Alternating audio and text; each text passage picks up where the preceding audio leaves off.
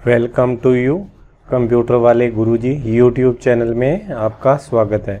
आज का टॉपिक है ऑपरेटिंग सिस्टम क्या है और ऑपरेटिंग सिस्टम के प्रकार।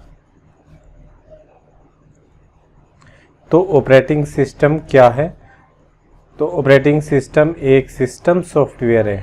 क्या है ऑपरेटिंग सिस्टम? एक सिस्टम सॉफ्टवेयर है जो कि कंप्यूटर हार्डवेयर और यूज़र के बीच एक माध्यम का काम करता है, यानी कि कंप्यूटर हार्डवेयर और यूज़र के बीच में इंटरफेस का काम कौन करता है? Operating system. यह यूज़र को कंप्यूटर का उपयोग करने में मदद करता है और सभी सॉफ्टवेयर और हार्डवेयर रिसोर्सेज को मैनेज करता है। कौन करता है? Operating system. अगर सरल शब्दों में कहें तो बिना ऑपरेटिंग सिस्टम के कंप्यूटर को चला नहीं सकते। यह हर प्रोग्राम और यूज़र के लिए आधार का काम करता है। ऑपरेटिंग सिस्टम के टाइप ऑपरेटिंग सिस्टम के टाइप की बात करें तो ऑपरेटिंग सिस्टम के कई प्रकार हैं, जैसे बैच ऑपरेटिंग सिस्टम है, time sharing operating system, distributed operating system, network operating system, real time operating system, mobile operating system और मल्टी प्रोग्रामिंग ऑपरेटिंग सिस्टम। तो इन्हें हम बारी बारी से देखते हैं। तो पहला है बैच ऑपरेटिंग सिस्टम।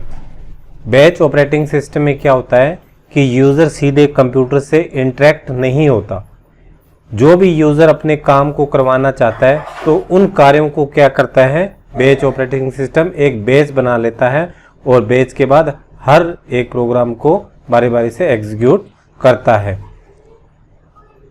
तो अगर हम बैच ऑपरेटिंग सिस्टम के एग्जाम्पल की बात करें तो जो पुराने मेन फ्रेम सिस्टम है वो सब बैच ऑपरेटिंग सिस्टम के एग्जाम्पल हैं।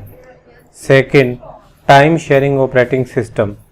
टाइम शेयरिंग ऑपरेटिंग सिस्टम की बात करें तो हर यूज़र को थोड़े थोड़े समय के लिए CPU अलोकेट होता है, यानी कि अगर कई सारे यूज़र हैं तो उसे टाइम स्लाइस यानी स्लॉट डिवाइड कर दिया जाता है, तो उसके अकॉर्डिंग यूज़र अपना काम करता है। एक साथ कई यूज़र और टास्क संभाल सकते हैं, जैसे यूनिक्स।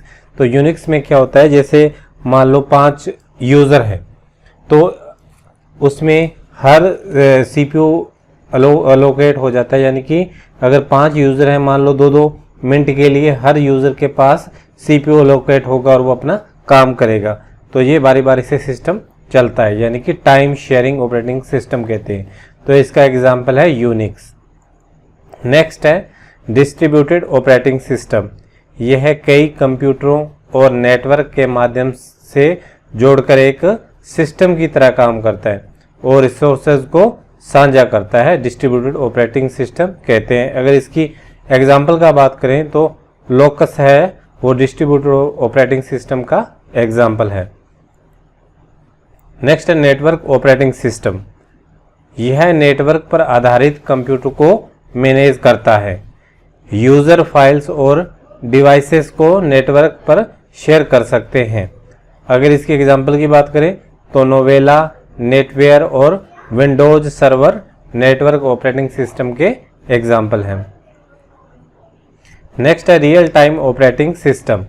यह तुरंत रिस्पॉन्स देता है और रियल टाइम एप्लीकेशन के लिए इस्तेमाल किया जाता है। जैसे missile system on the spot work करता है तो वो सब real time operating system use होता है। तो जैसे VX वर्क्स है, RT लाइनक्स है, ये सब रियल टाइम ऑपरेटिंग सिस्टम के एग्जाम्पल है। नेक्स्ट है मोबाइल ऑपरेटिंग सिस्टम। मोबाइल और टैबलेट्स में जो ऑपरेटिंग सिस्टम यूज़ होता है वो होता है मोबाइल ऑपरेटिंग सिस्टम, जैसे एंड्रॉयड है और iOS है, ये सब मोबाइल ऑपरेटिंग सिस्टम के एग्जाम्पल हैं। नेक्स्ट है multi programming operating system.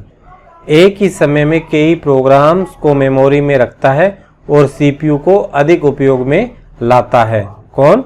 Multi programming operating system, जैसे यूनिक्स है, विंडोज़ है, ये सब मल्टी प्रोग्रामिंग ऑपरेटिंग सिस्टम के एग्जाम्पल हैं। Thank you. तो देखते रहिए कंप्यूटर वाले गुरुजी यूट्यूब चैनल।